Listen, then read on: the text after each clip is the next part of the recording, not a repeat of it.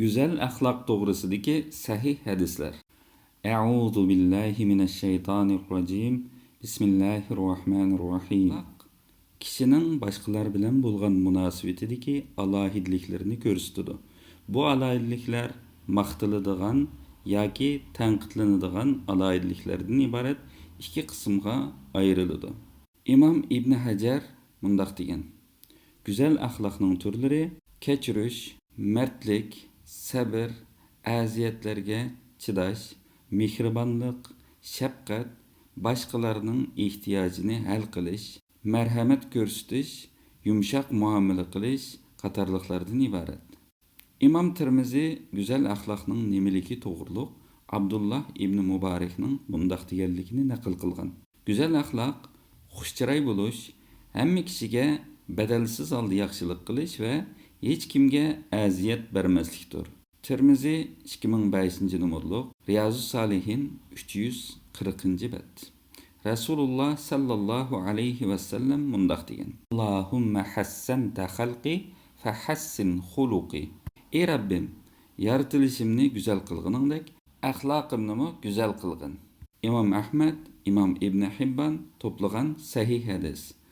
Rasulullah sallallahu alayhi ve sellem mundaq degan: Şübhəsizki men güzel ahlakni kamalatga yetkizish uchun avatildim. Buxoriy Adab al-Mufrad, Albani Silsila as-Sahiha. Anas radıyallahu anhu hadis bayan qilib mundaq deydi: Rasulullah sallallahu alayhi ve sellem kishilar orasida axloqi eng güzel bo'lgan zot edi. Buxoriy, Muslim, Riyadus Salihin. Jabir radıyallahu anhu hadis bayan qilib mundaq deydi: Rasulullah sallallahu alayhi ve sellem mundaq degan: Aranglarda manga eng suyumlik bo'lganinglar, shundaqla qiyomat kuni manga eng yaqin bo'lganinglar, axloqinglar eng yaxshi bo'lganlaringlardir. Tirmizi 2018 numurluq hadis. Albani Sahih Tirmizida sahih degan. Abdullah ibn Amr radıyallahu anhuma hadis bayan qilib mundaq deydi: Rasulullah sallallahu alayhi ve sellem mundaq degan: Sizlarning eng yaxshilaringlar axloqi eng yaxshi bo'lganlaringlardir. Buxoriy 6035 numurluq, Muslim 2321 numurluq hadis. Usama ibn Sharik radıyallahu anhu hadis bayan qilib mundaq deydi: Sahabilar: Ey Allah'ның Rasuli, Allah'ның bandelari arasida Allah eng yaxshi ko'radigan bandalar kimlar deb so'radi. Rasulullah sallallahu alayhi ve sellem axloqi eng güzel bo'lguvchilardir dedi. İmam İbn Hibban, Hakim, Tabrani qatorliqlar to'plagan. Fathul Bari 12 jild 123-betda İmam İbn Hajar bu hadisni sahih degan.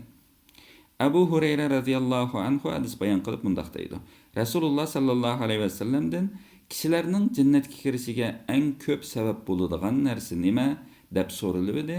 Rasulullah sallallahu alayhi ve sellem Allohga taqvodorlik qilish va güzel axloq deb javob berdi. Tirmizi 2004 numurluq hadis. Albani Sahih Tirmizida sahih degan. Anas radıyallahu anhudan hadis rivoyat qilindiki, Rasulullah sallallahu alayhi ve sellem mundaq degan: Müminlerning arasida imoni eng ustun kishilar axloqi eng güzel bo'lgan kishilardir.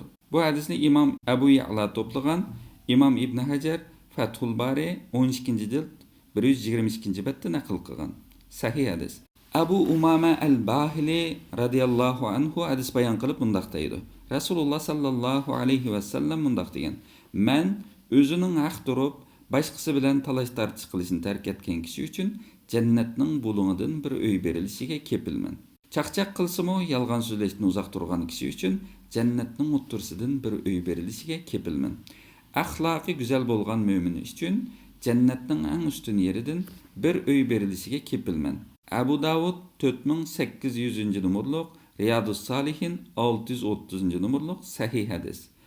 Rasulullah sallallahu alayhi ve sellem mundaq degan: Allah Taala güzeldir. Söz hareketde ve ahlakta güzel bo'lishni yaxshi ko'radi.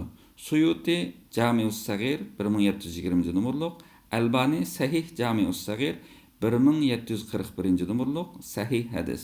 Talha ibn Ubaydullah hadis bayan qilib mundaq deydi: Rasulullah sallallahu alayhi ve sellem mundaq degan: Allah Taala mertdir, mertlikni yaxshi ko'radi. Güzel huy mijozlarni yaxshi ko'radi, nachar, past huy mijozlarni yomon ko'radi. Suyuti Jamius Sagir 1723 numurluq, Albani Sahih Jamius Sagir 1744 numurluq hadis. Abu Darda radıyallahu anhu naql qilgan hadisda Rasululloh sallallohu alayhi va sallam mundaq degan: Qiyomat kuni mo'minning yaxshilik yomonliklarini o'lchaydigan mizonda uning yaxshiliklari orasida go'zal axloqdimi bakroq ig'ir narsa bo'lmaydi. Abu Davud 4799 numurluq hadis. Tirmizi 2002 numurluq hadis. Albani sahih deb baholagan. Ayşe radıyallahu anha hadis bayon qilib mundaq deydi: Men Peygamber sallallahu aleyhi ve sellem'nin mundaq deganligini anladım. Mümin kişi güzel ahlakı bilen kündüzü roz tutup keçisi namaz okuyduğun kişinin ecir savabını tapıdı. Abu Davud 4798 numurluq hadis.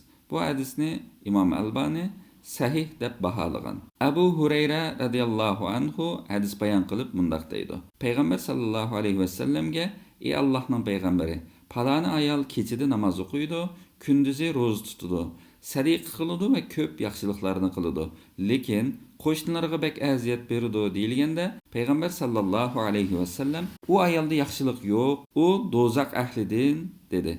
Sahabeler palani ayal 5 vaqt namozini o'qiydi, oddiy narsalarni bo'lsin sadiq qiladi, boshqalarga aziyat yetkazmaydi deyilganida Peygamber sallallahu aleyhi ve sellem bu ayal cennet ahlidandir degan. Bu hadisni İmam Buxari Adab al-Mufrad 119 betda, İmam Ahmad Musnad namlıq hadis toplumida naql qilgan. İmam Albani sahih degan. Muaz ibn Jabal radıyallahu anhu Rasulullah sallallahu aleyhi ve sellem'nin mundaq deganligini bayon qilgan. Nadili bo'lmag'in Allohdan qo'rqqin. Bir yomonlik qilgan bo'lsang, orqasidilla bir yaxshi amal qilgin. Buning bilan yomon ishing yo'qqa chiqsin. Kishilarga go'zal axloq bilan muomala qilgin. İmam Ahmad 21354 numurluq, Tirmizi 1987 numurluq sahih hadis. Abu Hurayra radıyallahu anhu hadis bayon qilib mundaq deydi: Rasululloh sallallohu alayhi va sallam mundaq degan: Mo'minlar ichida imoni eng mukammili, mijoz xulqi eng yaxshi bo'lganlardir. Sizlarning eng yaxshilaringlar ayollarga eng yaxshi muomala qiladiganlardir. Riyadus Salihin 628 numurluq hadis. Muloyimlikning fazilati to'g'risidagi bir hadis. Rasululloh sallallohu alayhi va sallam mundaq degan: Alloh taolo bir oilaga yaxshilikni iroda qilsa, u oilaning kishilarini muloyim qiladi. Albani Sahih Jamius Sagir 203 numurluq, Suyuti Jamius Sagir 393 numurluq sahih hadis. Nachar axloqning vaboli to'g'risidagi bir hadis. Rasululloh sallallohu alayhi va sallam mundaq degan: Qiyomat kuni Allohning dargohida ahvoli eng yomon bo'lgan kishi nachar axloq sababli boshqalar uni tark etgan kishidir. Muslim 2591 numurluq hadis. Suyuti Jamius Sagir 2284 numurluq hadis. Albani Sahih Jamius Sagir 2095 numurluq hadis. Mo'minlarning anasi Ayşe binti Abu Bakr Siddiq radıyallahu anhumadan naql qilingan.